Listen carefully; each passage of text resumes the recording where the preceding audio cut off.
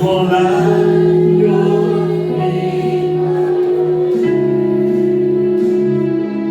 et le sang versé. Les ténèbres ont reculé.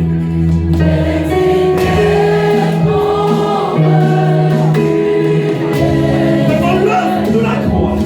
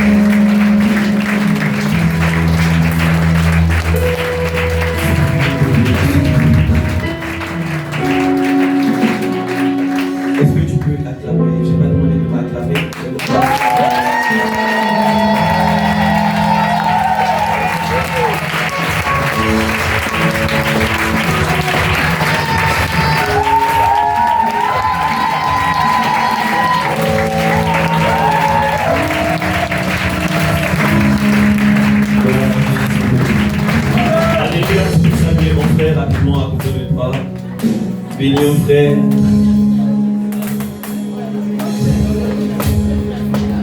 Bénis frère.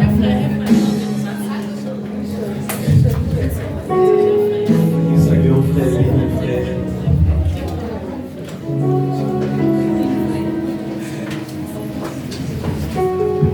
Alléluia, qui est content de notre présence.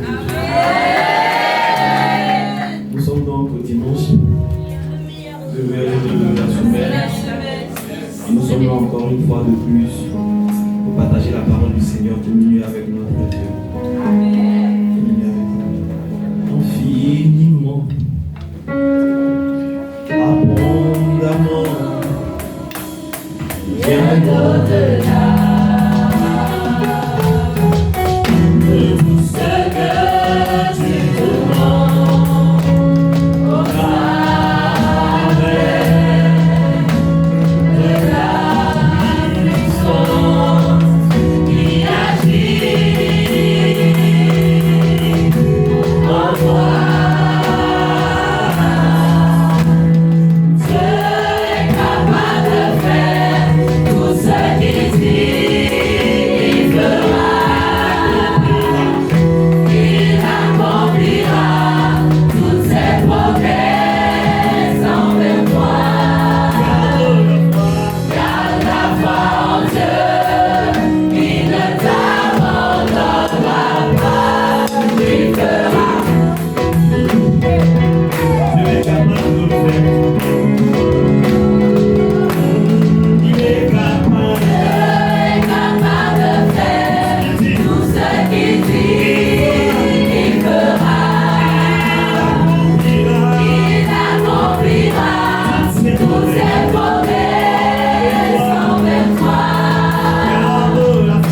Garde la foi en Dieu, il ne t'abandonnera pas, il fera. Il fera.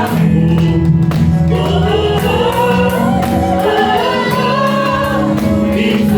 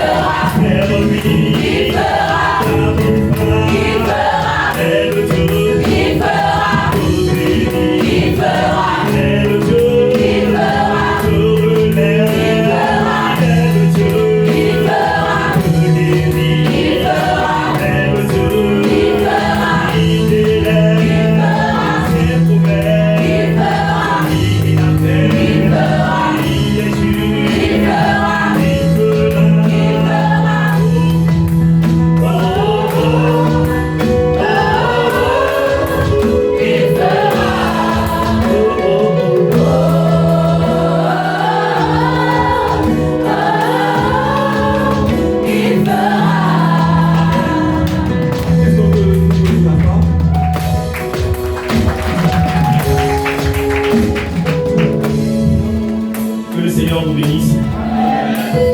Donc nous sommes là aujourd'hui, encore comme je le disais tantôt, dimanche 16 mars, toujours en train d'évoluer, suivant que le Seigneur nous conduit. Et depuis un certain temps, nous sommes en train de parler donc de productivité. Parlant de productivité, nous avons eu à comprendre que la productivité, c'est le fait donc de porter du fruit. Quand on dit que tu es productif, ça voudrait simplement dire que tu portes des fruits. Et que tout ce que tu fais avance, tout ce que tu fais évolue, tout ce que tu fais prospère. Donc c'est ça la notion donc, de productivité. Et on a compris que toute personne ici présente est appelée à être productive. Pourquoi? Parce que c'est de Dieu. Et quand Dieu a créé l'homme, il a bien voulu que nous soyons donc productifs. Donc nous avons commencé par comprendre depuis le dimanche passé à être bon enseigné dans tout ça. Par la grâce de Dieu, le dimanche passé, nous avons donc parlé de la productivité comme le fait d'être connecté. Et nous avons dit que pour être productif, il faut pouvoir connaître une connexion. Et cette connexion se fait à deux niveaux majeurs. La connexion avec Dieu et la connexion avec les frères. La connexion avec Dieu, parce que la Bible dit, Jésus dit, je suis le cep, vous êtes le serment. Si vous demeurez en moi, vous portez des fruits. Et la fin nous intéressait beaucoup. Il a dit, sans quoi vous ne pouvez rien. Donc la capacité qu'a une personne de pouvoir être productive dans la vie, c'est d'être connecté à Jésus. Et nous avons pu comprendre que Pierre, qui était un expert dans le domaine de la pêche, avec ses compagnons, n'ont pas pu calmer la tempête et n'ont pas pu organiser une pêche fructueuse. Aussi longtemps qu'ils comptaient donc sur leurs expériences. Tes expériences ne te donneront pas d'être productif. Ça te donnera peut-être d'avoir un semblant de productivité. Mais la vraie productivité consiste donc d'être connecté donc, à Christ. Et nous avons vu que toutes les personnes qui passent leur temps à être connectées à Christ connaissent la dimension de l'illimité et donc ils arrivent à progresser facilement. Après, on a compris qu'il était important de pouvoir vivre en communion avec les autres. Parce que Dieu nous a dit, Jésus a dit, Père, la gloire que tu m'as donnée, moi en tant que ton fils, je leur ai donné cette gloire. Mais le but de la gloire de Dieu a été donné, pas pour qu'on fasse des one-man shows, pas pour qu'on parle en langue, pas pour qu'on fasse tomber les gens et qu'on casse les chaises. La gloire de Dieu a été donnée pour que nous soyons un. Il dit, la gloire que tu m'as donnée, je leur ai donné cette gloire pour qu'ils soient un. Nous avons donc compris par là qu'un chrétien qui vit de façon seule et qui dit c'est comme ça je suis, en fait il n'est pas de Dieu, il est de diable. Parce que la solitude n'est pas de Dieu. Ne confondez pas le fait de prendre une retraite pour réfléchir et le fait d'être seul. C'est deux choses très différentes. Voilà.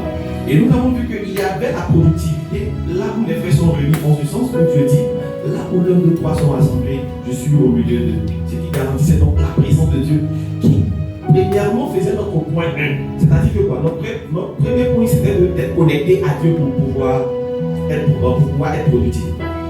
La deuxième des choses, on est d'être connecté à notre frère. Ce qui est bizarre, c'est que toute fois que je suis connecté à mon frère ou bien je viens en communion, quand Dieu nous garantit sa présence, c'est-à-dire que la connexion avec Dieu est encore là. Cette connexion existe, mais elle n'est pas encore perdue. Donc ça veut dire que quelqu'un qui maximise à vivre en communauté, en communion fraternelle, il bénéficie aussi de cette connexion naturellement donc, avec Dieu. C'est pour cela, quand vous lisez les écrits, la Bible dit qu'il est important de parler en langue. C'est ça donc. Et la Bible dit celui qui parle en langue, il parle à Dieu, n'est-ce pas? Cependant, vous savez, parler à Dieu n'est pas important. La Bible dit, Paul dit cependant, je vous exhorte à ce que vous prophétisez plus, parce que celui qui prophétise, il parle aux autres. Quand tu parles à Dieu, tu t'édifies toi-même. Dieu n'a pas besoin qu'on nous édifie, on s'édifie nous-mêmes. En réalité, celui qui parle à Dieu, sans édifier les autres, qui ne parle pas à Dieu, il parle à toute personne sauf Dieu. Parce que celui qui parle vraiment à Dieu, quand Dieu l'édifie, conséquence qu'il a, c'est qui suit, c'est d'édifier les autres. Donc vous allez voir que quand tu reçois de Dieu et que tu ne partages pas, tu n'as rien reçu. C'est pas possible. Ce qui nous montre que tu es en train de parler à Dieu, c'est le fait que tu es en train d'édifier les autres. Ce qui nous montre que tu parles vraiment à Dieu, c'est le fait que tu es en train de bâtir les autres. Donc si tu n'es pas en train de bâtir les autres et que tu me dis que tu parles à Dieu, je doute fort en fait. Est-ce que quelqu'un est en train de comprendre? Et ça ne veut pas qu'on ait toujours cette tendance à tourner vers lui. Il a dit bon, pour faire court, je vais demeurer avec vous. Quand je suis avec vous, à vous maintenant de demeurer avec vos frères, pour les amener donc à la perfection. Il a dit quand tu seras affermi. Il n'a pas dit quand tu seras affermi, emmagasine l'option. Il dit quand tu seras affermi, qu'est-ce qu'il faut faire? Affermir tes frères. Est-ce que ça va? Aujourd'hui, nous allons poursuivre toujours dans ce terrain de la productivité, parlons de l'habileté donc à prendre des décisions. Le but de cet enseignement, c'est de vous habituer à comprendre plusieurs types de décisions qui existent. D'accord? En fonction de ce type de décision, vous saurez quelle décision vous avez prise jusqu'à ce jour. Pour que vous soyez jusqu'à ce jour à ce niveau de vie. D'accord? Et par derrière, on verra comment arriver donc à prendre de bonnes décisions. Tactiquement. Donc quand on va finir, tu sauras les différents types de décisions qui existent. Et après, comment faire pour prendre de bonnes décisions? Est-ce que ça va? Si vous étiez là les mercredis, vous allez voir que l'une des choses qui nous sert à pouvoir prendre de bonnes décisions, c'est d'avoir le discernement, de recevoir quand Dieu nous parle. Parce que quand Dieu te parle, tu sais que ce que tu vas faire, c'est bon. Tu n'étais pas là. Et on a mis les enseignements, je me pose la question, est-ce que tu as écouté? Le problème c'est qu'actuellement tu prends des décisions seul. Maintenant quand les conséquences arrivent, tu veux que les gens viennent te soutenir. Mais quand tu as pris seul, tu portes seul. Ok? Voilà. C'est vrai que ce qui est dit, c'est ça, mais frère, c'est tout. Tu t'es caché pour prendre ta décision. Maintenant quand c'est je te dis, les gens me soutiennent pas, tu fais qu'on te soutienne comment? l'oméga, il faut qu'il soit l'alpha. Il n'y a pas d'oméga sans alpha. C'est parce qu'il est alpha qu'il est oméga. Il n'est pas oméga, c'est lui. Donc ce que tu as mis comme alpha de ton problème, c'est ce qui sera oméga aussi de ton problème. Mais ça sera pas Dieu. Ça va? Dieu n'a pas besoin de lutter la place de ton cœur. Il doit prendre le contrôle. Est-ce que ça va? Donc on va essayer de comprendre c'est quoi l'habileté à prendre des décisions. Quand on parle d'habileté, c'est quoi? Quand on parle de décision en réalité, donc c'est quoi? L'habileté, c'est simplement la qualité qu'a une personne à exécuter ce qu'elle entreprend avec autant d'adresse, d'intelligence, de sagesse et de compétence. Donc c'est quoi? Quand on parle d'habileté, c'est la qualité que moi, Ludovic, j'ai à exécuter ce que je veux entreprendre ou bien ce que j'entreprends avec adresse, c'est-à-dire mon adresse, avec intelligence, avec sagesse, avec compétence. Donc c'est cette qualité-là qu'on appelle habileté. Donc on dit tu es habile, tu as une qualité qui te donne de pouvoir exécuter certaines choses en prenant des actions. Donc c'est ça l'habileté, la capacité qu'a une personne. Est-ce que ça va? C'est bon? Décision là, je ne pense pas que je suis obligé de définir. Alors quand on parle d'habileté, je définis donc l'habileté, je parle donc maintenant de l'habileté à prendre des décisions. Ce que vous devez comprendre, c'est que je dois avoir une qualité à prendre une décision avec intelligence, avec sagesse, avec compétence. Pourquoi je parle de compétence? La compétence, tu peux ne pas l'avoir toi. La compétence, tu peux l'avoir auprès des frères, auprès des pères. Vous comprenez pourquoi je prends maintenant la peine de parler des décisions aujourd'hui et pourquoi le dimanche passé? Parce que la connexion avec un frère, la connexion avec un père me donne de voir leurs expériences, de voir les erreurs, de voir leurs forces, pour que moi aussi, à mon tour, je puisse aussi prendre de bonnes décisions. Mais suppose que tu n'es pas connecté à Dieu ni à un frère. D'où est-ce que toi tu tireras tes expériences? D'où est-ce que tu tireras tes erreurs? Parce que en fait, les erreurs des autres me donnent moi aussi de pouvoir réparer certaines choses. Donc si je ne vis pas avec les autres, il me sera difficile d'avoir l'esprit lucide et prendre des décisions appropriées pour pouvoir donc orienter. Ce que vous devez comprendre, c'est que la vie d'une personne est à l'image des décisions qu'elle a prises. D'accord? Tout ce que nous faisons est le fruit d'une décision. Tout ce que nous faisons ici, c'est le fruit d'une décision. Tu décides d'être heureux comme tu décides de ne pas être heureux. Oui, tu décides d'être prospère comme tu décides de ne pas être prospère. La preuve en est que deux personnes peuvent ne pas travailler. Il y a quelqu'un qui peut se morfondre et puis l'autre tu le vois, il est heureux. C'est un choix. C'est un choix. C'est pour cela que nous pouvons prendre le livre de Deutéronome. Il dit, Deutéronome 19, de 19 à 18, 19. Oui, je mets devant toi deux chemins. Fils, le bien et le mal. Choisis le que tu veux suivre. Mais moi, je vous demande de suivre le bien. Ce qui nous a dit dans l'histoire de la Bible, depuis la Genèse jusqu'à l'Apocalypse. C'est ce qu'on peut entendre dans l'Apocalypse, il dit que celui qui a des oreilles entende. Donc même quand tu entends, tu es obligé de prendre une décision. Si ça t'arrange, tu fais. Si ça ne t'arrange pas, tu ne fais pas. Depuis la Genèse jusqu'à l'Apocalypse, l'une des choses qui était flagrantes, c'était la capacité du peuple à prendre des décisions. C'est-à-dire face à un problème, on décidait de faire ce qu'on pouvait faire. On décidait donc de faire ça ou ça. Et vous allez voir que toute décision a un salaire. Toute décision a un salaire. Toute décision a un salaire. Comme la décision de pécher a pour salaire la mort. C'est comme si le péché te paye. Tout le monde dit le salaire du péché. Il faut bien travailler pour pouvoir avoir un salaire. On est d'accord? Donc toute décision a un salaire. Soit tu es heureux, soit tu es malheureux. Mais déjà, ce que vous devez comprendre, c'est que vous devez décider d'être heureux. Vous devez décider d'être en paix. Vous devez décider d'être prospère. Vous devez décider d'être intelligent. Vous devez décider de voir grand. En fait, ce que vous voyez est le fruit de ce que vous décidez. Est-ce que ça va? Vous devez décider d'être frais. Vous devez décider d'être choucou. Vous devez décider d'être présentable. Vous devez décider d'être éloquent. Naturellement. Est-ce que ça va? Beaucoup de personnes, à force d'entendre des prophéties, ont arrêté de décider. Ce que je vais dire par rapport aux prophéties, on doit, peut-être dimanche prochain, on va parler de la prophétie. Peut-être qu'on va prophétiser dans ces gens. Vous savez, une prophétie n'annule pas votre capacité à prendre des décisions. Retenez bien ça. Une prophétie n'annule pas la capacité à prendre des décisions. Ce n'est pas parce qu'on a prophétisé que tu ne prendras pas les décisions, tu vas t'asseoir. La preuve en est qu'il y a des fois même à Fournier, il dit écris la prophétie. Ça, c'est une décision déjà à prendre. Donc, le fait qu'on prophétise sur votre vie n'annule pas une décision à prendre. Beaucoup de personnes aujourd'hui se sont fiées au fait qu'ils ont prophétisé sur leur vie, donc leur vie s'arrête là, ils ne prennent aucune décision, ils ne font rien à l'endroit de cette prophétie. Elle ne marchera pas, la prophétie ne marche pas comme ça. Parce qu'il y a des prophéties qui sont vraiment arrêtées comme ce que tu as dit. Peu importe, si tu veux, il ne faut pas prendre des décisions, ça va arrêter. Mais il y a des prophéties où tu es censé faire quelque chose. Par exemple, Élisée voit la femme et dit va demander là. Si elle n'allait pas reçu au roi de lui. Le problème est que dans nos églises, les gens reçoivent plutôt les souhaits. Cette année, tu seras prospère. Amen. C'est pas parce qu'on a dit que tu seras prospère que tu seras prospère si tu ne décides rien. C'est pas parce qu'on a dit que tu seras élevé que tu seras élevé si tu ne décides rien. Élevé ne veut pas dire que tu as apporté un talent. Est-ce que ça va? Il y a un peu enlever cette année. Est-ce que ça va? Donc, aujourd'hui, je vais peut-être prendre l'histoire d'une personne dans la Bible, d'une famille dans la Bible. Et on va faire ressortir les différents types de décisions qui existent. On met ça sur la parole pour que vous preniez la peine de bien comprendre. Vous savez, le problème souvent, il n'y a pas de prendre une décision. Le problème n'est pas la prise de décision à un moment. Le problème, c'est comment vous prenez la décision.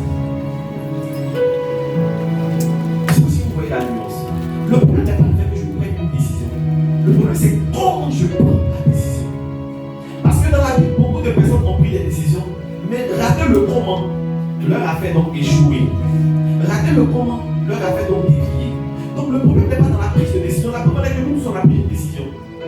Donc c'est donc pris la décision de ne pas venir à l'église. C'est donc pris la décision d'être là. Donc en fait, le problème ne réside pas dans la décision qu'on prend. Le problème, c'est comment je prends la décision. Et sur quoi je m'appuie pour prendre la décision. Et donc c'est ça qui sera donc notre point de chute pour terminer ce message. Mais d'entrée de jeu, nous allons donc voir les différents types de décisions donc, qui existent. Vous devez comprendre que nous sommes appelés à être productifs. La productivité, c'est un salaire, n'est-ce pas? Et j'ai dit que toute décision a un salaire. Donc c'est la productivité à un salaire. Ce qui voudrait dire qu'il y a une décision appropriée qui me donne d'avoir ce salaire et la productivité. Donc le but c'est de savoir quelle décision prendre, à quel moment prendre et comment prendre la décision. Nous allons lire donc cette histoire de cette belle famille qui était donc à Bethléem. Mais des jours arrivent, à cause de la crise, à cause de la famine, cette belle famille a décidé donc de se détacher de Bethléem, qui signifie la maison du pain. On n'a pas dit boutique de pain. On n'a pas dit une boulangerie, on dit la maison de pain. Ce qui voudrait dire qu'on peut manquer de pain, mais la maison de pain produira du pain à un moment donné. Tu quittes la maison de pain pour aller ailleurs. Et donc ce choix-là, cette décision a eu des répercussions sur toute cette belle famille. Et cette famille a commencé à disparaître, a commencé à s'effacer sur la surface de la terre. Jusqu'à ce qu'il y ait une prise de décision qui soit arrivée à un moment un peu plus tard. Mais cette prise de décision a changé les choses et a donné de l'image encore à cette famille. C'est là donc l'histoire de cette famille d'Elimelech. Elimelech, donc dans le livre de Ruth, à partir du chapitre 1 jusqu'au chapitre peut-être 17 que nous allons lire.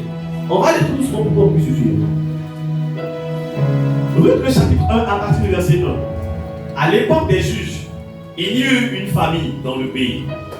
Un homme de Bethléem, de Juda, partit avec sa femme et ses deux fils s'installer dans le pays de Moab. Vous connaissez les Moabites? Ils ont des dieux qu'ils adorent, ils n'ont pas Dieu.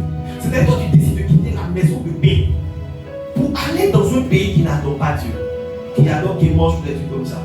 C'est-à-dire qu'ils décident d'aller dans un lieu où on profane le nom de ton Dieu à cause de la faim. C'est comme ça, à cause de la faim, certaines personnes se sont fait enseigner. Elles ont quitté la maison de leur père pour aller à Moab, pour aller manger poulet piqué, du thé piqué et ton ventre est piqué. Est-ce que vous voyez? C'est la piqûre. C'est la piqûre. Donc, c'est quand je m'attends pas à lui, c'est là qu'il va sortir. Il sort de tout. Vraiment, il sort de tout. Est-ce qu'on peut faire ça? Et ça que vous êtes trop stressé, vous êtes trop concentré. Ah, c'est les gars. C'est la prise de décision. Ouais, effectivement. Donc, le chapitre 2, le verset 2 nous dit: le nom de cet homme était Elimelech, celui de sa femme, Naomi.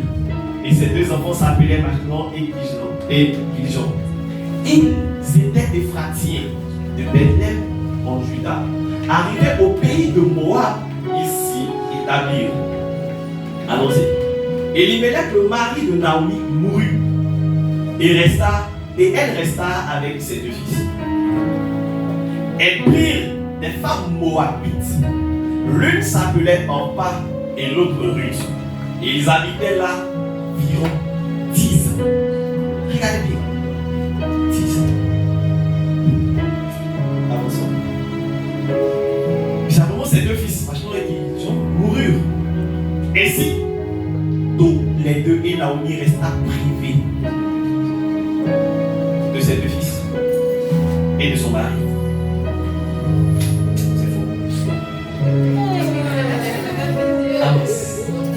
Alors, elle se leva, elle et ses belles filles, afin de quitter le pays de Moab. En effet, elle y avait appris que l'Éternel avait intervenu en faveur de son peuple et lui avait donné du pain. C'est la maison de paix. Tu veux avoir paix dans le monde. Maintenant, tu te frappes maintenant. Tu as tout perdu, c'est là que tu viens ici pour prier pour toi. C'est bien perdu. Oui. Maintenant, tu viens à l'église après avoir goûté tout de pain salé sur le ticket. Mais voici, tu as perdu l'usage de tes mains, tu peux plus utiliser le pain. Et quand c'est comme ça, vous connaissez les chansons. Je rappelle. Adieu. Alléluia. Adieu. Alléluia. Mon statut. Alléluia. On met tout silence. Aucun statut. Un statut C. Tu serais là parce que tu as pris une mauvaise décision à manger des pains qu'il ne fallait pas manger. Des pains infectés. La maison des pains, c'est alors, maintenant, souvent aussi, quand elles sont trop dépassées à l'ouest, mais à l'ouest, savent qu'elles ne peuvent plus rien. Elles font comme si elles aiment Jésus. Et voici le chant. Moi, j'aime Jésus. Si tu m'enlèves, je n'aurai plus rien. La la la la. Moi,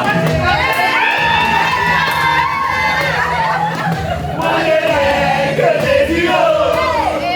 Si tu m'enlèves, je n'aurai plus rien.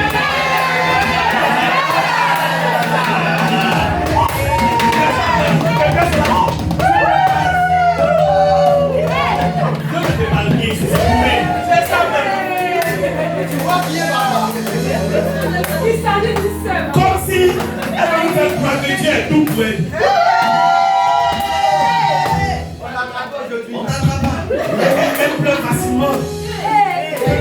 Toi, tu veux donner une prophétie, tu veux cette église t'a donné une prophétie. Aucune prophétie. Je la donne.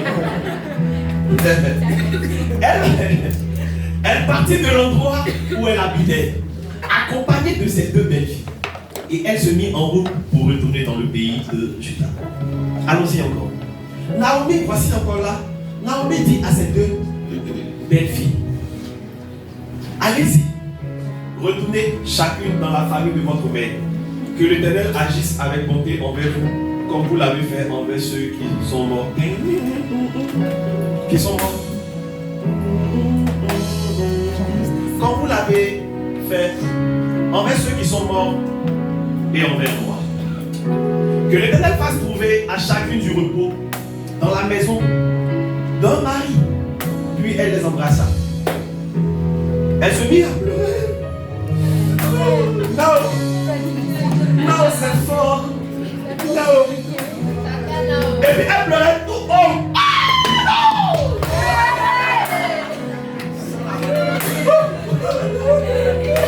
Elle se mit à pleurer tout haut. Ok? Allons-y, avançons. Elle lui dit: non, nous irons avec toi. vers ton peuple. Naomi dit, retournez-vous mes filles. Pourquoi viendrez-vous avec moi? Suis-je encore en état d'avoir des fils qui puissent devenir vos maris? Retournez chez vous, mes filles, allez-y. Je suis trop vieille pour me remarier. Et même si je disais j'ai de l'espérance, même si cette nuit j'étais avec un homme et que je me mets au monde des fils, attendriez-vous? Pour cela qui a grandi, refuserez-vous? Pour cela de vous marier? Non, mes filles, car à cause de vous, je suis dans une... Comment à cause de vous, je suis dans une grande aventure? Parce que l'Éternel est intervenu contre moi. Verset 14. Ah, je suis mis à pleurer tout. On part en plaçant sa belle-mère. Mais lui resta.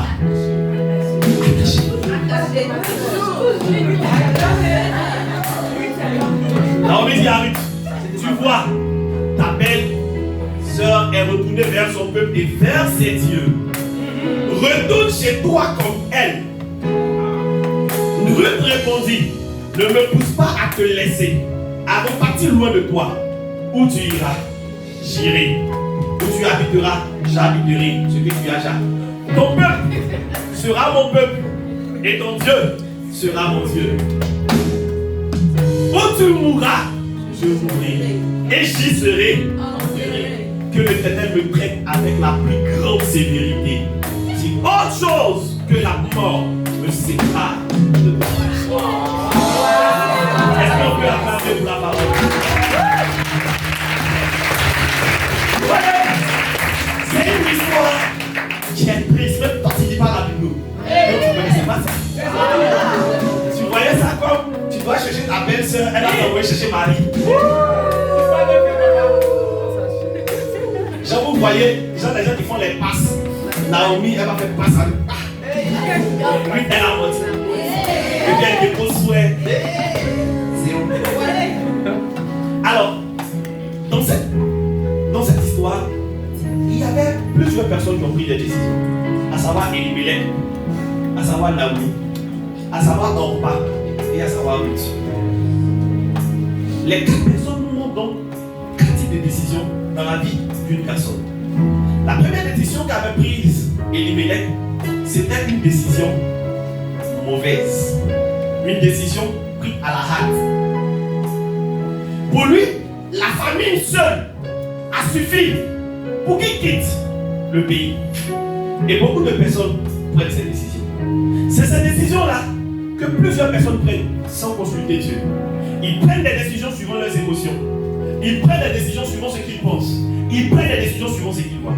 Et tu vas voir que toutes les fois où tu as pris une décision, après tu as regretté. Parce que tu as vu que ton cœur a emporté, ton cœur a été emporté et tes émotions ont dépassé ton raisonnement. Et pour toi, pendant que tu raisonnais, c'était juste. Ce type de décision amène les personnes à un regret plus tard. Amène les personnes à pleurer plus tard. Parce qu'elle n'est pas de Dieu. Vous avez vu cette mauvaise décision a fait que sa famille, eux tous sont morts. Il est mort lui-même. Il a perdu ses enfants. S'il était resté, ça n'allait pas arriver.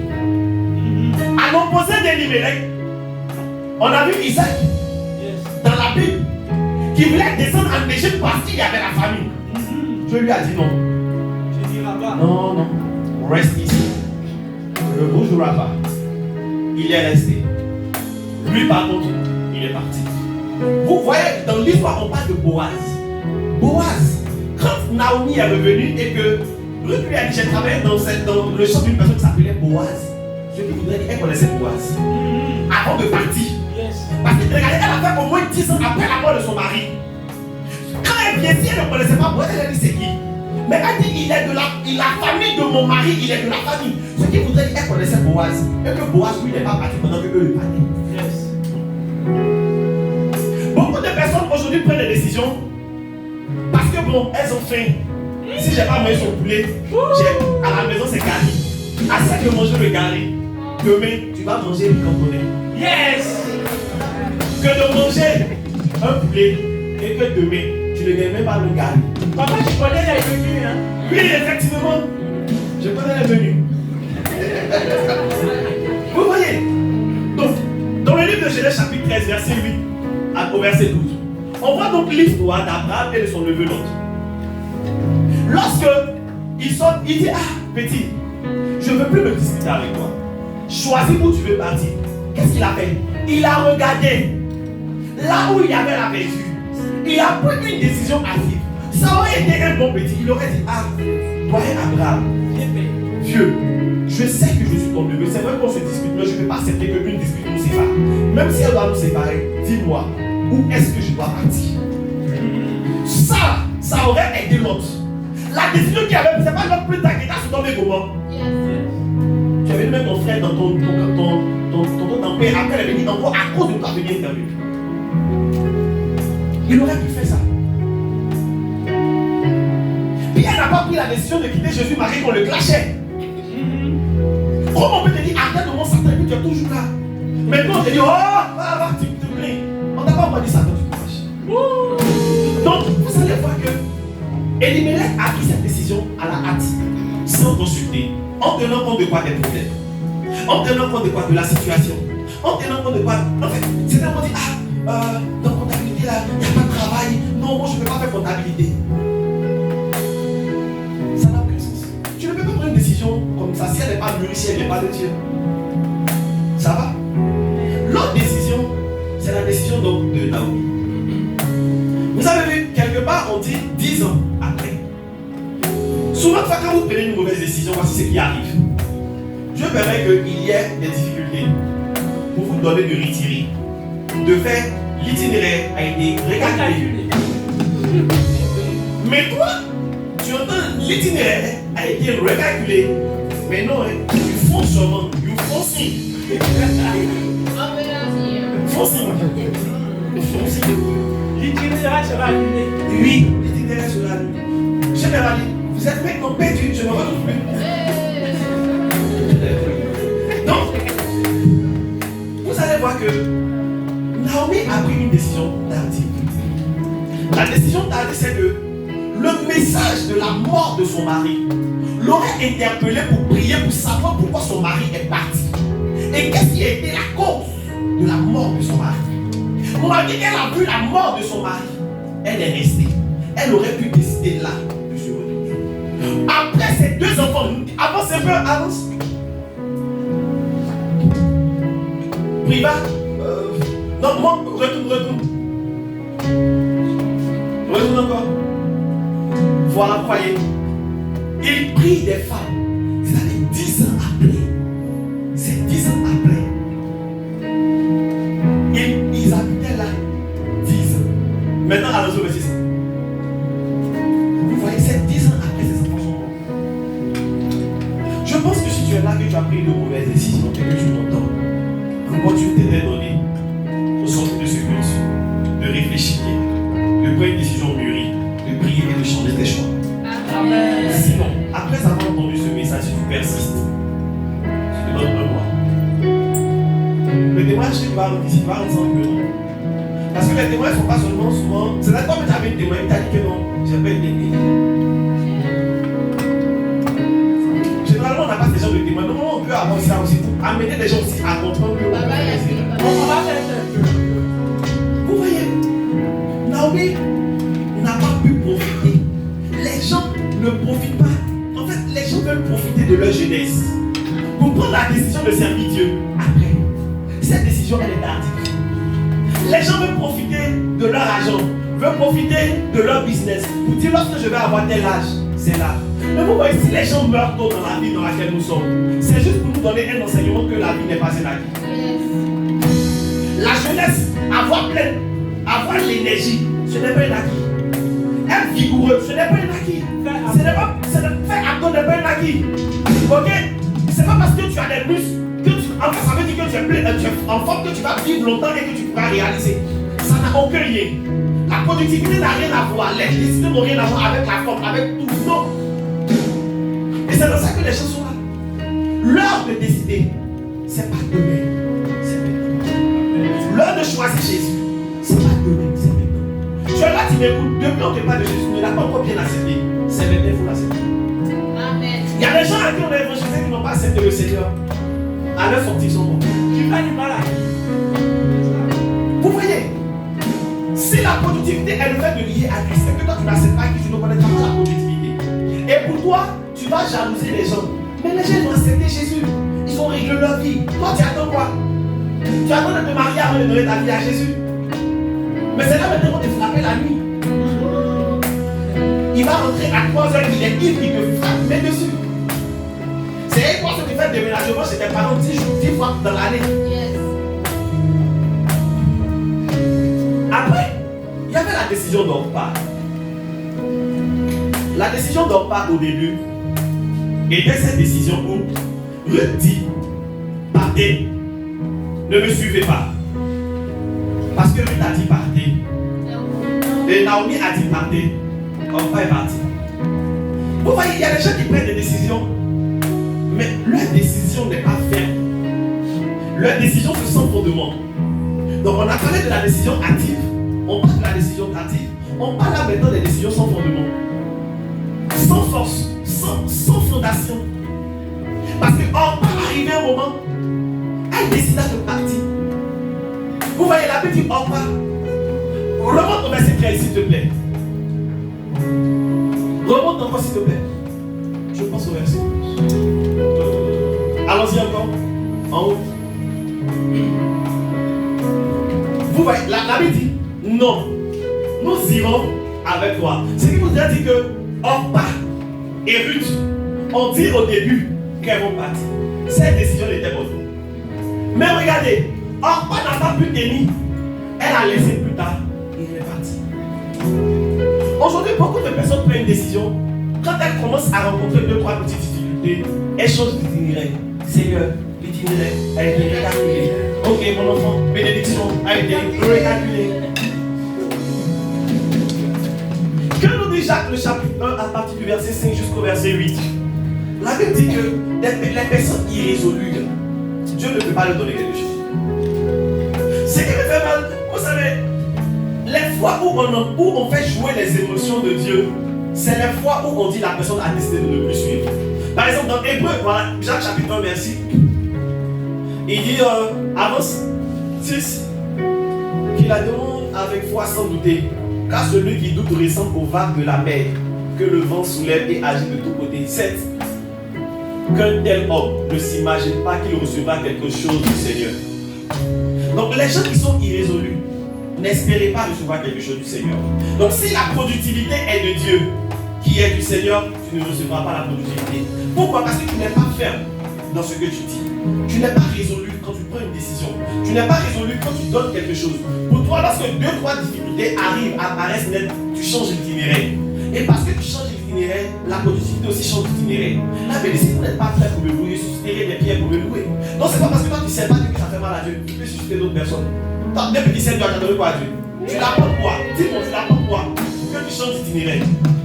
C'est lui qui t'apporte quelque chose, mais ça tu l'apportes quelque chose. Tu as plus besoin de Dieu que lui a besoin de toi.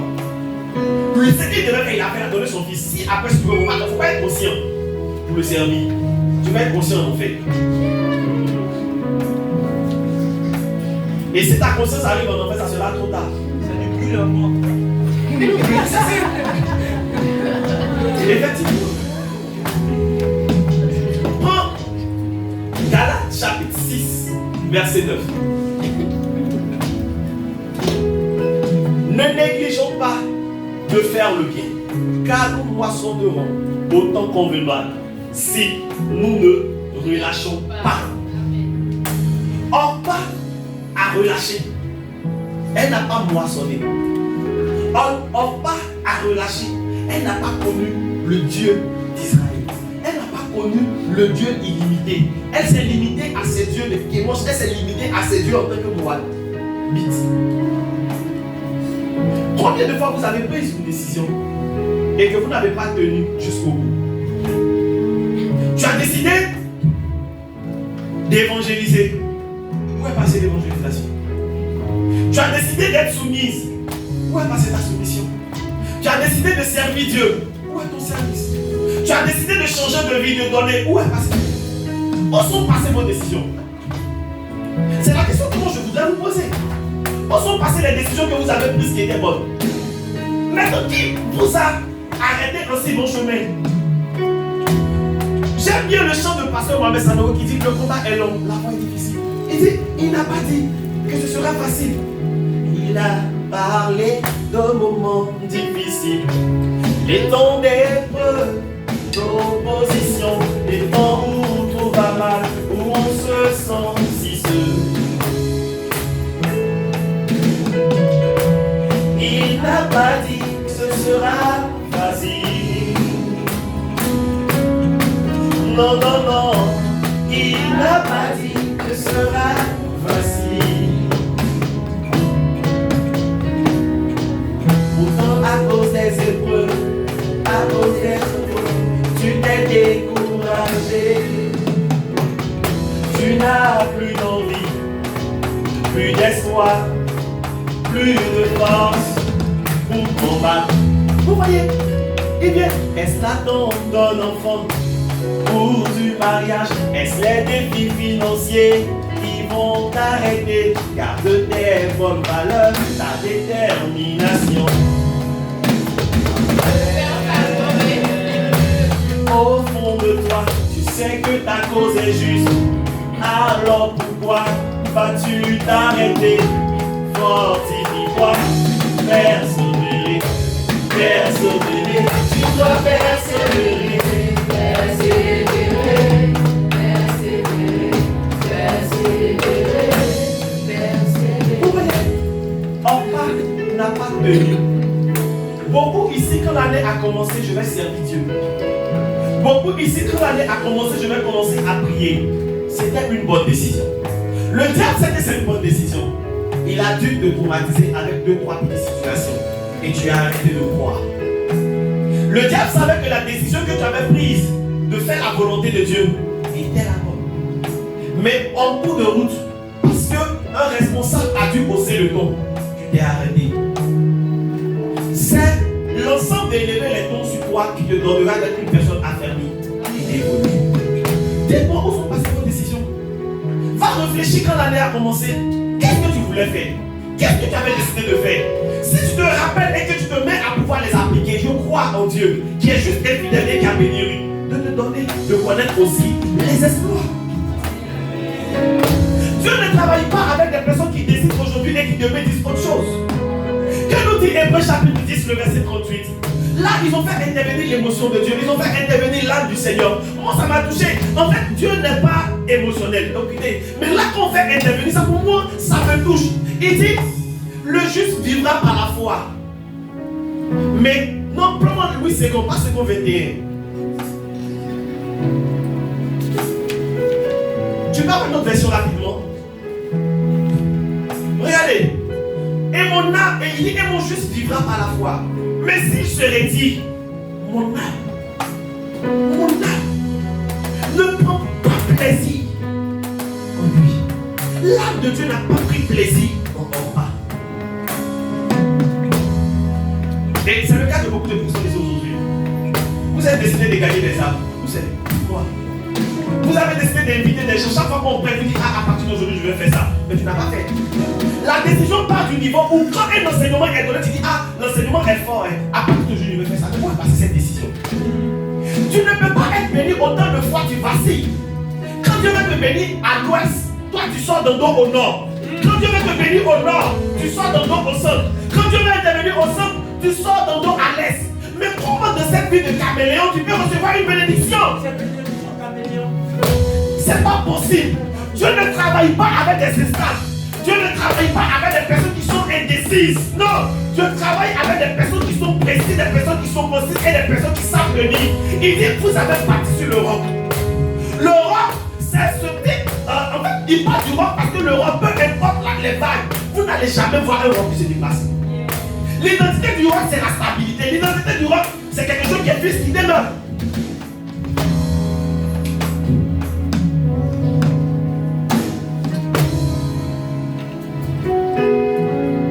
Seigneur, je veux te servir. Un mois après, est-ce que tu existes? Un mois après, est-ce que Dieu tu m'entends? Je veux entendre la voix de Dieu. 3 mois après, Seigneur, est-ce que tu me parles? je suis en train de te parler, tu te rappelles de cette décision que tu avais voulu prendre et que tu vois que tu n'es pas en train de faire. Il faut quitter dans cette vie des motifs et puis remettre-toi sur le droit chemin. La décision suivante, c'était la décision de Ruth. Qui pour moi, c'était la bonne décision. Vous allez voir Ruth. Elle a reconnu qu'elle avait en face d'elle une personne qui servait Dieu. Elle connaissait le peuple de Naomi. Et elle dit, ton Dieu sera mon Dieu. Ce qui voudrait dire, elle n'a pas suivi Naomi parce qu'elle devait suivre Naomi. Elle a voulu suivre Naomi parce qu'elle a reconnu le Dieu de Naomi. Elle a voulu suivre Naomi parce qu'elle a reconnu. Merci pour ça. Je vais faire mon nom.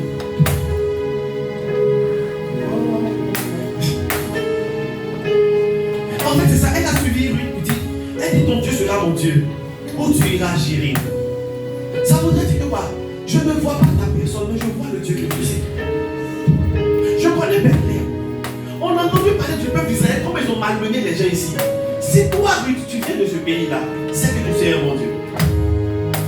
Elle a décidé de partir. Ça, c'est une bonne décision. La bonne décision, c'est une décision qui est prise avec sagesse, avec fermeté, sur la base de la parole de Dieu. C'est ça une bonne décision.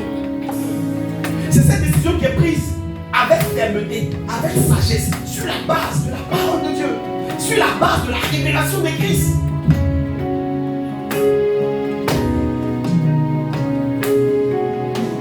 Regardez, quand nous prenons le livre de Genèse chapitre 1, Genèse chapitre 26, s'il te plaît. Bon, laisse dans le livre de Ruth d'abord. Ruth chapitre 2, s'il te plaît. Chapitre 2, à partir du verset 19. Ça fait mal de voir des personnes qui commencent et qui ne terminent pas. À partir du verset 19, regardez. Et elle dit, sa belle-mère lui dit, où as-tu glané aujourd'hui? Où as-tu travaillé? Maintenant, elle dit le nom de la personne au verset 20. Naomi dit à sa belle-fille, qu'il soit béni de l'Éternel qui se montre miséricordieux. Cet homme est notre parent. Si elle dit cet homme est notre parent, ce qu'il voudrait dire qu'elle connaissait Boaz. Boaz n'a pas quitté Bethléem parce qu'il y avait la famille. Boaz a décidé de rester parce qu'il a la révélation du nom de Bethléem qui signifie la maison de paix. Les gens qui prennent de mauvaises décisions sont des gens qui n'ont pas la révélation du Dieu qu'ils servent. Les gens qui prennent de mauvaises décisions sont des gens qui n'ont pas la révélation de leur identité en Christ. Les gens qui prennent de mauvaises décisions sont des gens qui sont entourés des personnes qui ne sont pas capables de les influencer positivement. Les gens qui prennent de mauvaises décisions sont des gens qui sont en foi avec la parole de Dieu. Sont les gens qui sont en foi avec les œuvres de Dieu. Sont les gens qui sont en foi avec la vérité. Ils savent entendre le mensonge. Ils savent entendre ce qui n'est pas de Dieu. Ils n'aiment pas entendre la vérité. Quand on leur dit la vérité, ils n'écoutent pas. Pourquoi? Parce que pour eux, ce sont les opinions qui doivent prendre le dessus. Mais si ton opinion est censée prendre le dessus, tu ne pourras pas prendre de bonnes décisions qui pourront donc t'envoyer à être politique. Ça n'a pas de sens. Boaz a décidé de rester. Maintenant, prenons le cas d'Isaac. Dans la Bible, Genèse chapitre 26, à partir du verset 1 jusqu'au verset 6, je vais vous montrer Isaac, toutes les décisions qu'on a eues se retrouvaient dans la vie d'Isaac. Genèse chapitre, regardez, il y eut une famille dans le pays, outre la première qui eut lieu du temps d'Abraham. Et Isaac alla vers Abimelech, au roi des Philistins à Guérar. Avance. L'Éternel lui apparut. Si l'Éternel a apparu à Isaac, c'est qu'il voudrait dire Isaac avait décidé d'aller en Égypte. C'est pas quelle décision active. Une mauvaise décision. Il n'a pas consulté Dieu. Isaac, tu viens d'un père de la foi. Normalement, la vie de ton papa devait t'enseigner. On avait voulu te tuer. Et toi, ne t'as demandé à ton père où est l'agneau. Mais si ton père a fait ça, tu dois comprendre que ton père était une personne d'une dimension élevée. Ça ne t'a pas enseigné la vie de ton père. Tu décides de fuir et Dieu lui dit ne descends pas. Ça voudrait dire que quoi? Cette décision active a été corrigée. Donc, c'est la décision maintenant de Ruth qui est là. Où Dieu lui montre les pièges. Et donc, il ne prend pas une décision active. Il décide d'obéir directement. Donc, la décision active de Isaac a été corrigée par une révélation. Mais quand la révélation s'est faite là, il a obéi automatiquement. Et avance. Allons-y. Verset 12. Isaac sema dans ce pays et il recueillit cette année le centuple, car l'Éternel. Vous voyez, j'avais dit que toute la décision se retrouve dans sa vie parce que quand il a décidé de rester, il est resté ferme par rapport à ce que Dieu lui a dit. Il n'a pas échoué, il n'a pas quitté d'un instant pas peu pour dire que notre et ça c'est pas ma chair qui me parle. Ça aurait été une autre personne. C'est pas Dieu. Parce que Dieu ne peut pas me dire de s'aimer dans la famille. Dieu ne peut pas me dire d'aller évangéliser à quelqu'un qui est sous là. Dieu ne peut pas me dire d'aller évangéliser à une personne à qui on croit qu'il ne comprend pas. Non. C'est la chair. Donc quand tu veux que Dieu t'envoie avec quelqu'un qui est sage, qui connaît déjà Dieu, c'est quoi l'avantage? À cause de son obéissance, il a dû pour écouter. C'est ça. Parfait, mais volonté. Je veux, Seigneur, faire ta volonté. Oui, à faire mes volontés. Je veux, Seigneur, faire ta volonté. C'est ça.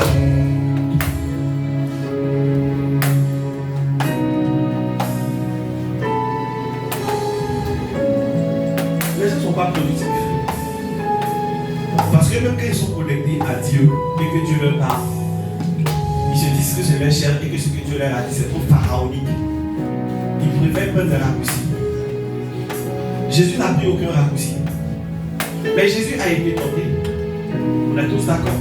Ce qui vous a dit tant bien qu'il était connecté à son Père, il était tenté. Donc ça veut dire être connecté à Dieu ne m'exempte pas le fait que je puisse connaître les difficultés. Mais face à ces difficultés, je dois pouvoir prendre des choses, je dois pouvoir décider. Il ne s'est pas laissé influencer par Satan pour autant. Toi, tu ne sais pas que Satan intervient dans ta vie. C'est juste problème de faim. Problème d'argent. C'est de carême, c'est de carême. Parce que ton papa a parlé sur toi à la maison. Et pour ça, Dieu n'existe pas. Ce que tu es aujourd'hui, c'est le fruit de l'ensemble des décisions que tu as été. Et je crois au Dieu qui est en ce lieu. Je crois en Dieu qui réside en ce lieu. Que si tu décides de prendre de bonnes décisions à partir d'aujourd'hui, Dieu, il est juste et fidèle. Il est juste et fidèle de te donner, de pouvoir récolter et d'être dans la course. Ne te laisse influencer par quoi que ce soit. Alors, comment prendre de bonnes décisions?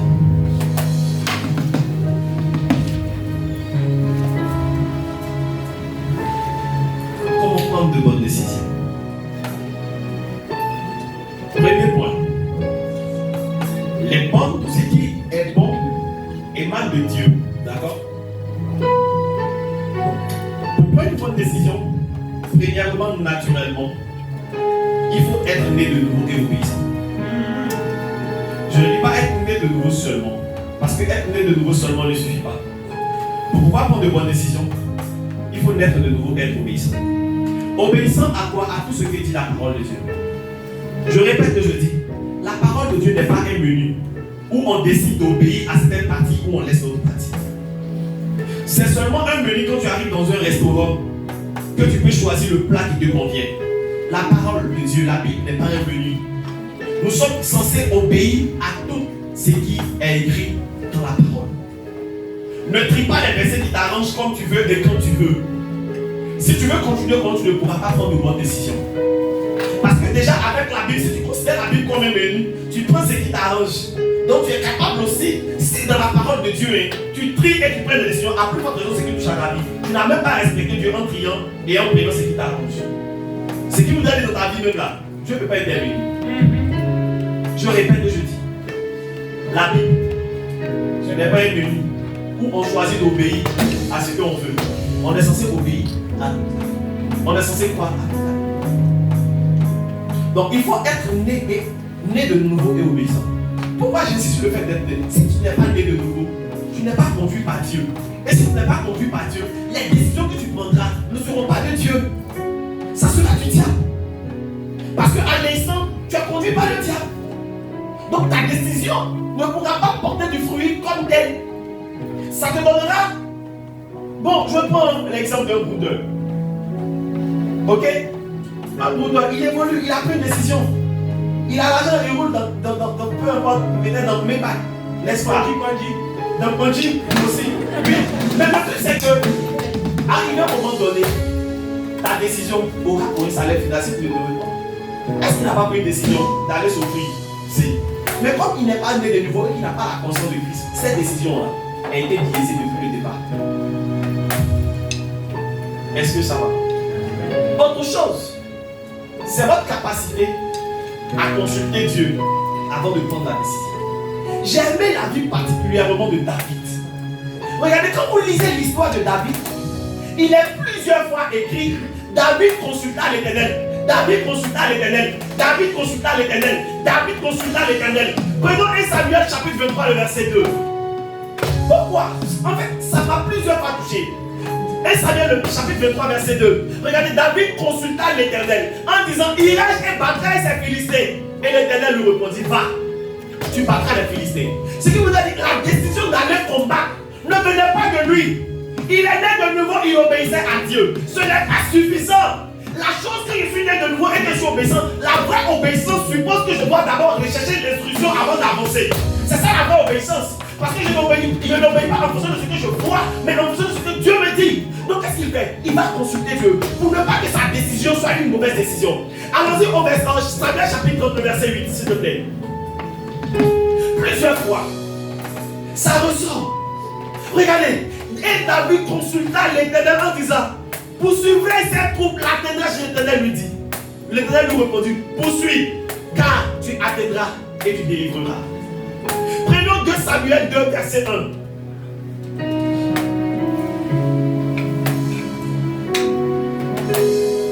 Après cela, David consulta l'Éternel en disant, monterai-je dans l'une des villes de Juda? L'Éternel lui dit, monte. Monte. Maintenant, par contre, prenons le chapitre 5, verset 23. Vous allez voir une chose. Chapitre 5, le verset 23. Regardez cette fois-ci. Regardez cette fois-ci ce qui se passe. David aurait pu dire, plusieurs fois quand je parle à Dieu là, il me donne son OK. Donc, même si elle doit aller combattre 10 fois là, je n'ai plus besoin que Dieu me dise quelque chose. Regardez, il dit, David consulta l'Éternel. Et l'Éternel dit, tu ne monteras pas. S'il s'appuyait sur ses expériences, il allait échouer. S'il s'appuyait sur sa connaissance, il allait échouer. Les vraies décisions sont les décisions qui émanent après avoir consulté Dieu, pas après avoir consulté mes expériences, pas après avoir consulté mon intelligence, pas après avoir consulté tes diplômes. David n'a pas eu le diplôme que tu as eu, mais Dieu lui donnait le chemin à suivre.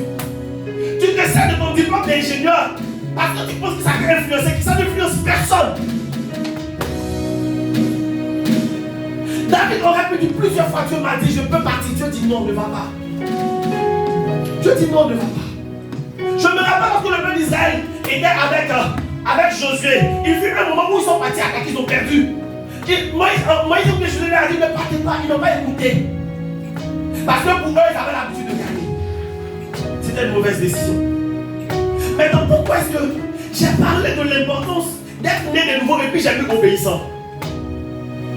L'obéissance, par exemple, prenons le livre de 1 Samuel chapitre 28, verset 6. Vous allez voir une chose.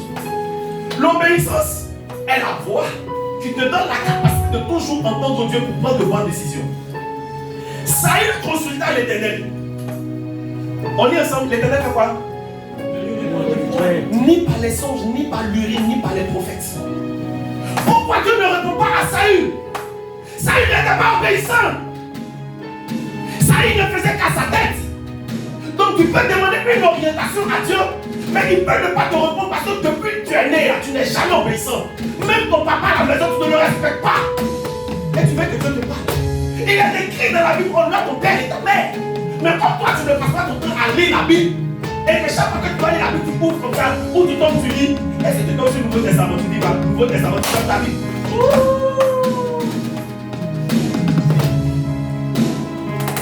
Quand tu n'as pas le cœur, honore ton père et ta mère, tu sais pas.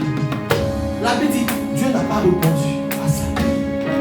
Parce que ça a eu un homme t'a donné une instruction, tu n'as pas honoré. C'est pas moi venu te répondre. Donc quand vous mettez souvent l'orientation, je me pose la question. La première question, est-ce que vous êtes vraiment obéissant? Est-ce que vous n'obéissez pas quand ça vous arrange? La vraie obéissance, c'est d'obéir lorsque ça ne t'arrange pas. Parce que quand ça doit t'arranger que tu obéis, c'est qu'en fait tu n'es pas encore obéi.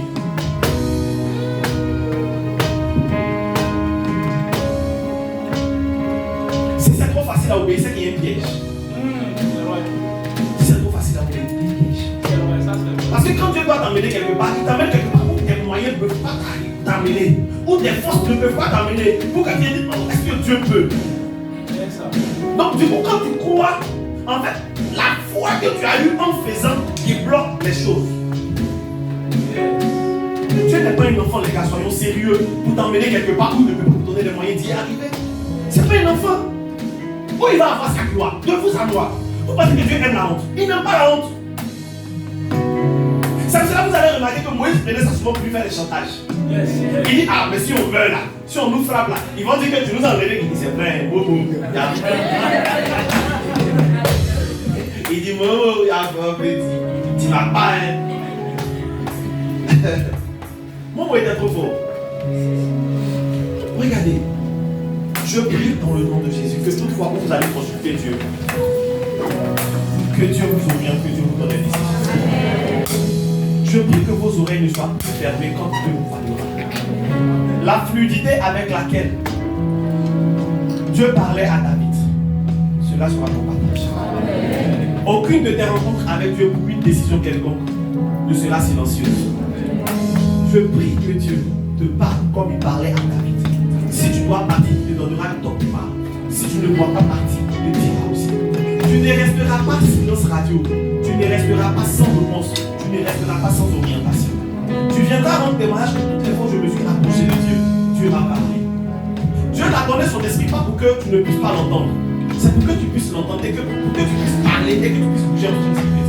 Je prie dans le nom de Jésus que tes temps de prière faut porter du fruit. En ce sens où Dieu te parlera. S'il y a des décisions que tu devais prendre que tu n'as pas pu prendre et que tu es à ce jour ici, Dieu te donnera de te rappeler de cette décision que tu devais prendre. Et parce que tu les prendras, tu vas rattraper les choses qui ont été perdues. Et toutes choses qui t'ont échappé, des mecs que tu n'as pas pris, c'est une plus mauvaise décision. Je prie dans le nom de Jésus parce que tu vas commencer à les prendre, que le Seigneur te donne, de pouvoir les rattraper. Rien ne te sera perdu. Il avait dit que les années qui ont été dévorées vont être restaurées. Je prie dans le nom de Jésus. Tu ne savais pas quand tu prenais cette décision. Tu étais ignorant quand tu prenais cette décision. La vérité maintenant est là. Le voile a été ôté. Je prie dans le nom de Jésus que les décisions que tu aurais dû prendre depuis longtemps que tu n'as pas pu prendre, même si tu les prends aujourd'hui, le Seigneur te donnera de rattraper le temps, de rattraper toutes choses. Merci Seigneur.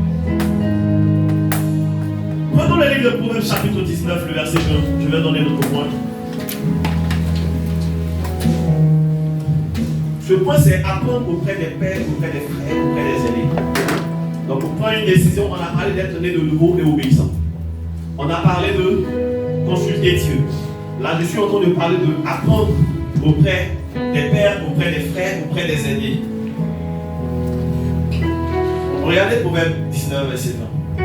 Écoute les conseils et reçois l'instruction, afin que tu sois sage dans la suite de ta vie. Pour que tu sois sage dans la suite de ta vie, il dit quoi? Écoute les conseils et reçois l'instruction.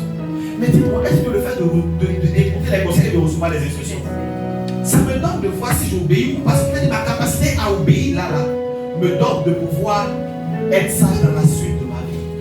Or, je vous ai enseigné ici que toute sagesse est accompagnée de richesse. Ce qui voudrait dire que tu seras riche toute ta vie. Amen. Et c'est le cas. Amen. Mon frère est pris. Merci. Laissons la richesse, laissons la. Proverbe chapitre 1, le verset 5.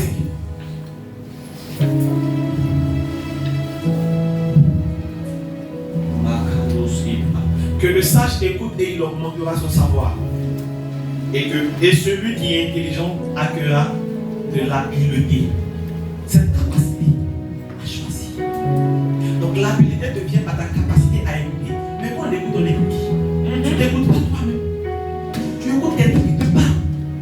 Tu écoutes Dieu, tu écoutes les frères, tu écoutes les pères, tu écoutes les mentors, tu écoutes ces personnes. Donc pour pouvoir avoir de bonnes décisions, souvent prenez la peine d'écouter. Pour qu'on vous oriente. Et quand vous écoutez, vous priez en fonction de ce qu'on vous a dit. Et en fonction de la parole, vous prenez maintenant des décisions. Il y a des personnes aussi qui ont pris de mauvaises décisions parce qu'ils n'ont pas voulu écouter ce qu'on a dit. Ça c'est vrai. Et après, ils se sont rattrapés.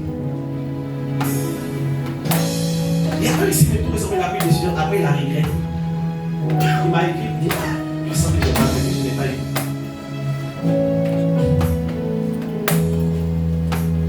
Peut-être que je vais avoir ma coaching quand je vais parler de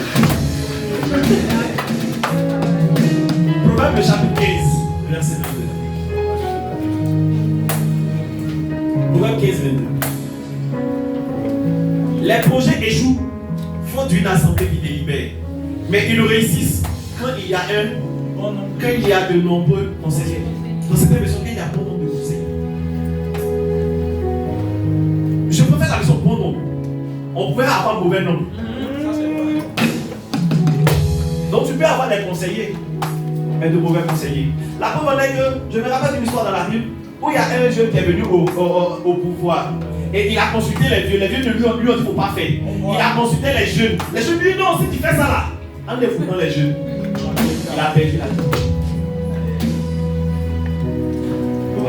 Proverbe chapitre 12, le verset 15.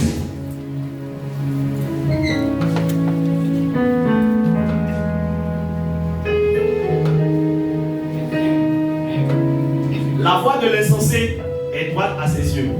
Mais celui qui écoute les conseils est sage. Celui qui écoute les conseils, autrement dit, est riche. Il a l'angle. Il y a le quadro. Mais ce n'est pas les quadros qui viennent chaque 3 mois. C'est un quadro permanent. Vous voyez, celui qui écoute les conseils, il est sage. Or, j'ai défini la sagesse comme étant l'ensemble des voies qui nous donnent de prendre de bonnes décisions qui mènent à Dieu. Ce qui pourrait dire l'ensemble des voies que tu prends pour arriver, c'est une décision que tu prends. Mais il dit ça se trouve où? En écoutant les conseils. On va terminer par ce passage de Proverbe 15, 10.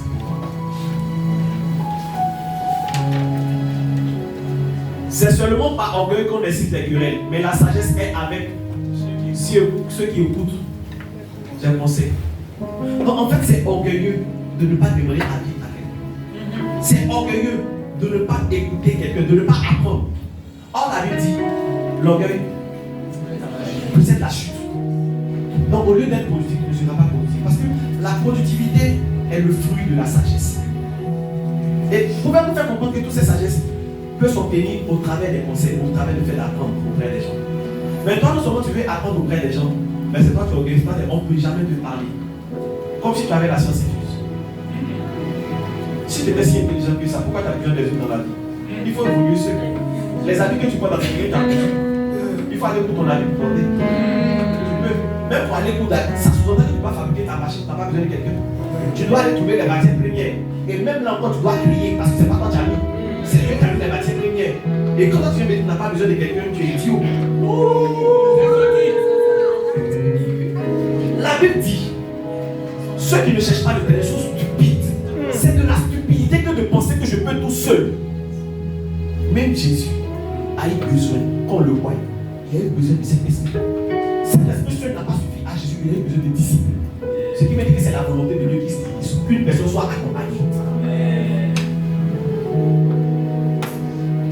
Excusez-moi si vous ne prenez pas. Je pense que venez avec les antibales souvent. Donc, je termine par ce point. On a parlé de quoi? Être né de nouveau obéissant. Ensuite, consulter Dieu. Je ne place pas consulter Dieu d'abord. Parce que si tu n'es pas obéissant, tu n'as pas consulté Dieu, tu as fait comme ça. Être né de nouveau, après je donne les points. C'est une succession. J'ai placé consulter Dieu parce que je place Dieu au-dessus des mentors, des pères, spirituels, des frères et sœurs. Donc, j'ai appris de consulter Dieu. Souvent, la réponse à une question ne vient pas forcément de Dieu. Dieu passe par quelqu'un pour te répondre. Vous comprenez? Le salaire que tu as, Dieu passe par ton compte pour te donner. Les marchés que Alliance a, Dieu passe par les gens qui sont tournés vers Alliance.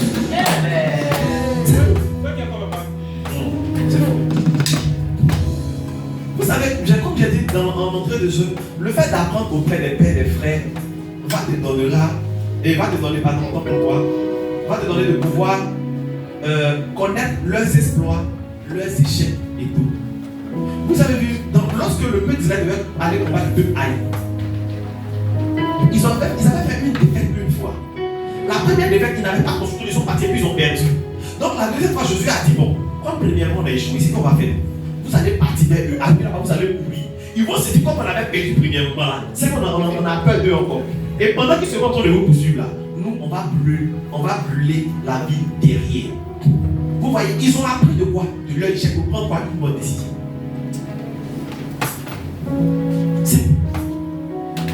Quand tu sais que Moïse s'est mis en colère et qu'il n'est pas rentré à Canaan, souvent quand quelqu'un chauffe ton cœur, tu dis, faut pas qu'il n'est pas rentré à Canaan, il me calme. Donc tu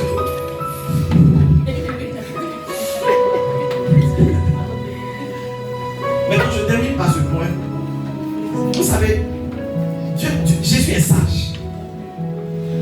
On est d'accord. L'une des choses qui a maintenu Jésus à prendre de bonnes décisions, prenons Luc chapitre 22, verset 40. Je pense que c'est quand même sage quand Dieu dit ça. Luc 22, verset 40. On a déjà fait le dernier, mais après ça on a fini. Lorsqu'il fut arrivé dans ce lieu, il leur dit, priez afin que vous ne tombiez pas en tentation. Dans le verset 46. Il leur dit, pourquoi dormez-vous? Levez-vous et priez afin que vous ne tombiez pas en tentation. Vous voyez, j'ai dit qu'une décision peut être prise, elle peut être bonne, mais elle peut ne pas tenir dans le temps à cause des difficultés, à cause des tentations. Et Dieu dit, si tu ne veux pas tomber dans la tentation, il faut veiller et prier. Alors l'une des choses pour pouvoir tenir dans votre décision, que vous prenez, vous pouvez prendre de bonnes décisions, c'est de rester constamment dans ce qu'on appelle la méditation, les veillées et les prières. À force de lire, à force de comprendre, tu as la force de comprendre que Dieu est toujours là. Et que la décision que tu as prise, c'est une décision fondée. C'est une décision qui est vraie. Parce que Dieu t'accompagne permanemment. Ceux qui désistent, ce sont les gens qui ne connaissent pas ce que Dieu dit à leur sujet et qui ne connaissent pas ce que Dieu dit de lui-même. Ceux qui désistent, ce sont des personnes qui ne vont pas prier pour avoir la force. Dieu aurait pu dire, Jésus aurait, si Jésus a dit ça, ce qu'il voudrait dire, certains tombent dans la tentation. Parce que le feu de la méditation, le feu de la prière n'est pas là. Ça ne crée pas quelque chose. Le fait de garder, quand tu prends une bonne décision, elle peut être attaquée au travers de beaucoup de choses. Néhémie a pris la décision de partir des remparts. Mais regardez, parce que Néhémie connaissait Dieu, il connaissait la parole, il connaissait qui était Dieu. Lorsque Tobisa et son malade venaient, il n'était pas perturbé. Il ne tombait pas dans la tentation, il pouvait discerner. Mais on disait une personne pour par la parole de Dieu. On dit comment on peut discerner de fausses personnes. On a pris ici, on a vu l'histoire des Gabaonites. Parce que leur comportement nous donne de savoir, on peut reconnaître les faux types, mais pas là. On ne reconnaît pas les faux types en suivant nos menaces. C'est fiction. Là, vous voyez que d'autres ils sortent à la télé, ils disent non, pardonnez, ne me voyez pas comme ça, c'est un film. Quand souvent les gens font des films qui sont bizarres, ils ont peur de passer dans la rue parce qu'ils ont peur. Les femmes émotives vont les lapider, ou bien les hommes vont les lapider. Ils disent non, c'est un film, pardonnez, ne me voyez pas comme ça.